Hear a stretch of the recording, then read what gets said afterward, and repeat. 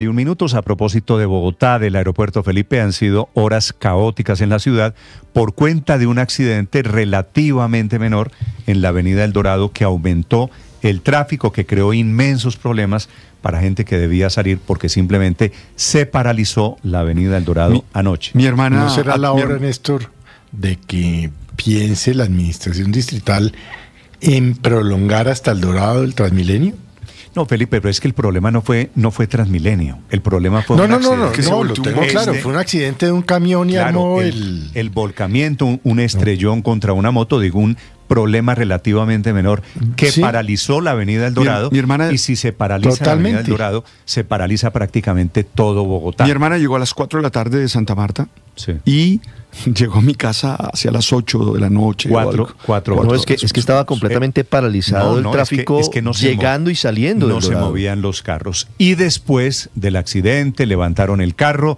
Esta costumbre tan colombiana de que los carros no se tocan hasta que llegue el tráfico, y entonces eso fue el infierno para miles de personas anoche en Bogotá. Súmele lo de la congestión en la calle 80 por el concierto de anoche de Marc Anthony, que fue en el Coliseo saliendo por la avenida en el Medellín. MedPlus. En el MedPlus, así es. Y todo fue caos anoche en Bogotá. Y todo fue centenares de personas, no solo que se demoraron en llegar 4 horas su hermana, padre. Sí. Tengo reportes de más de 5 horas. Pero también gente que iba para el aeropuerto El Dorado que terminó perdiendo el vuelo porque el trancón fue de ida y de venida. Nicolás Rodríguez. Néstor, buenos días. Sí, señor, pues ayer en la tarde Bogotá fue epicentro de caos vehicular en la tarde-noche de este jueves 13 de noviembre. El primer inconveniente, como ustedes lo relataban, se registró sobre la calle 80, un trancón que inició aproximadamente desde las 4:30 de la tarde a causa del concierto de Marc Anthony en el escenario MedPlus, que precisamente queda a pocos metros más adelante del puente de Guadua. De acuerdo con los peatones y conductores, hasta 2 y 3 horas de trancón se tuvieron que aguantar, y por si fuera poco, Néstor, muchos usuarios de Transmilenio literalmente perdieron su pasaje, ya que tuvieron que bajarse del sistema y caminar hasta sus puntos. Hasta 40 minutos también denunciaron que tenían que esperar que por lo menos algunos buses pasaran y no tener que caminar más de 20 kilómetros. Y por si fuera poco, además, muchos con maleta en mano, muchos niños que estaban llegando también a sus casas con sus padres de los trabajos, pues tuvieron que aguantarse ese trancón y obligarlos a caminar por lo menos más de 2 horas. Pero esto fue lo que nos relataron algunos transeúntes, que se tuvieron que literalmente aguantar ese trancón por la calle 80. Pues la verdad ya es tarde, la idea es que pudiéramos ir en carro y pues no tener ningún problema para llegar, y pues no sé, es un problema, venimos a otros niños, entonces como que es complicado, no tenemos ninguna protección y de pronto nos pasa algo, camino a casa. Llevamos caminando media hora, venimos solo acá cerquiticos, apenas llevamos media hora. Pero ¿para dónde vamos? Néstor, no fue el único caos vehicular que se registró ayer. Sobre las 5:30 de la tarde, un furgón se volcó sobre la avenida calle 26, al frente del portal El Dorado, que además detuvo el tráfico por más de 5 horas. O accidente que obligó a muchos pasajeros que iban hacia el aeropuerto El Dorado bajarse literalmente casi desde el puente aéreo y muchos metros más adelante, arrastrando sus maletas para llegar al aeropuerto El Dorado y no perder sus vuelos. Sin embargo, también se pudo confirmar que la Secretaría de Movilidad estuvo haciendo las gestiones anticipadas para poder levantar este furgón antes de las 8 de la noche, pero la maniobra como tal duró más de 3 horas, asegurando además que esto se debe porque hubo daños a la infraestructura pública, es decir, este furgón a la hora de volcarse dañó algunas barras que separan el sistema de Transmilenio con la calzada mixta. Esto además habló John González, quien es el subsecretario de Movilidad.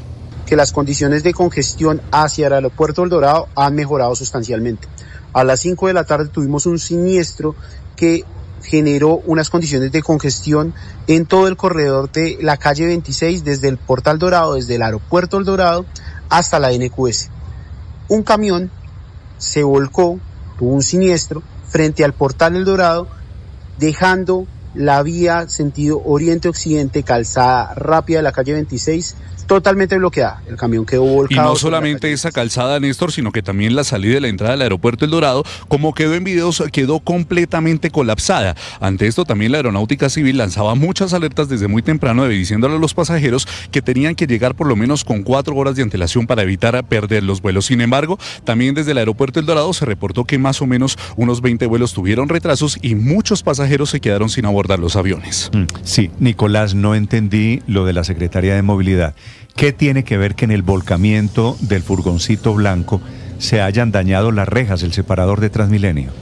Néstor, lo que pasa es que el furgón o ese camión quedó sobre las rejas de Transmilenio y lo que decían algunos voceros de la Secretaría de Movilidad es que era una maniobra muy complicada, ya que además que habían quedado incrustados pues dentro de este camión, dentro de algunas barras que hay sobre este sitio, por lo cual se dificultaba un poco tratar de sacar ese furgón que literalmente, Néstor, quedó de lado sobre las rejas que separan Transmilenio con la calzada vehicular. Bueno, pues es que se demoraron 5 horas, el infierno, miles de personas caminando hacia el aeropuerto del Dorado. El tema de fondo no es ese, con maletas. El tema de fondo es que se quedó chiquita la avenida El Dorado para la cantidad de carros que van para el aeropuerto. No hay nada que hacer. 6 de la mañana, 30. La verdad es que el tráfico en la avenida El Dorado y cerca al aeropuerto es impresionante, Néstor. Cada vez que uno va al aeropuerto, pues se sorprende porque, entre otras cosas, ocurre a cualquier hora. Usted llega a las 11 de la noche, a las 4 de la mañana, a la hora que sea, y desde, no sé, 2 kilómetros antes del aeropuerto, 20 cuadras antes, realmente hay un trancón permanente. Ahora, eso pues no es culpa realmente, por supuesto, ni de la alcaldía, ni de la policía de tránsito, ni mucho menos, pero sí es un tema que, entre otras cosas, está relacionado también con el aeropuerto. El aeropuerto parece haberse quedado chiquito. Sí, pero lo de ayer es un estrelloncito, es un tema relativamente menor, que se demoran 5 horas en levantar eso y por supuesto se crea el infierno. Son las 6 de la mañana, 38 minutos. La gran noticia del continente es la operación lanzada por Estados Unidos, Lanza del Sur, que está comenzando a desarrollarse. En la mira, en el fondo, está Nicolás Maduro. En la mira, en el fondo, está el Cártel de los Soles. En la mira, en el fondo, dice Estados Unidos, es una operación para proteger a Estados Unidos de los riesgos que hay en el hemisferio. El temor, la sospecha es que van por Nicolás Maduro. Desde Washington, a esta hora, Juan Camilo Merlano. Néstor, buenos días. Y si se habla de lanza, la punta de lanza de esta operación sin duda es el USS Gerald Ford, del que ven nuestros usuarios en YouTube a esta hora en pantalla. El portaaviones más poderoso y moderno de la flota estadounidense, que ya está en la región y que de hecho el Pentágono ya compartió las primeras imágenes patrullando por aguas bajo la supervisión del Comando Sur. Se le ve en compañía de los 3 buques militares que lo escoltan, los destructores USS Winston Churchill, el USS Mayhem y el USS Bainbridge. En otras fotografías también se alcanzan a ver en operación los aviones Super Hornet, los F-18, en formación de escuadrón junto a un bombardero que es el B-52, que recordemos hace unos días hizo un vuelo de demostración en el área conocida como el FIR de Maiquetía, a unos 200 kilómetros de Caracas, mostrando los dientes. Son los activos que hacen parte de la operación Lanza del Sur, que según el secretario de Guerra o de Defensa, Pete Hegseth, por orden del presidente Trump, es para sacar a los narcoterroristas del hemisferio occidental y hacer frente a las drogas que asesinan estadounidenses. No se han dado mayores detalles del alcance de esta operación, pero las pistas están allí. Horas antes de anunciarle, el secretario Hegseth estuvo en la Casa Blanca junto al jefe del Estado Mayor Conjunto, Dan Kane, y le presentaron al presidente Trump un plan de acción. Alternativas de objetivos en suelo venezolano para atacar, según lo que reportó CBS News. Y bueno, ya en anteriores ocasiones ha trascendido que entre los posibles blancos considerados habría puertos, pistas de aterrizaje, instalaciones militares como por ejemplo la base aérea El Libertador en el estado Aragua en Venezuela o el mismo Fuerte Tiuna en Caracas. Aquí la pregunta no es si Estados Unidos tiene las capacidades, porque las tiene todas. Ya son unas 12 embarcaciones que incluyen el grupo anfibio Iwo Jima, recordemos, 15.000 efectivos, alrededor de 200 misiles Tomahawk, 60 aviones de guerra. La pregunta no es capacidades, la pregunta es hasta qué punto está dispuesto Trump a presionar a Maduro con la operación Lanza del Sur. Recordemos que el dictador venezolano tiene una recompensa por $50 millones y es señalado como un líder narcotraficante imputado ante una corte en el Distrito Sur de Nueva York. Y este anuncio también se da al tiempo en el que en Panamá iniciaron una serie de ejercicios, Infierno Verde se les ha llamado así. Son ejercicios conjuntos entre las fuerzas militares de Estados Unidos y de Panamá. De hecho, es la primera vez en 20 años que Estados Unidos despliega tropas para actividades de este tipo en suelo panameño.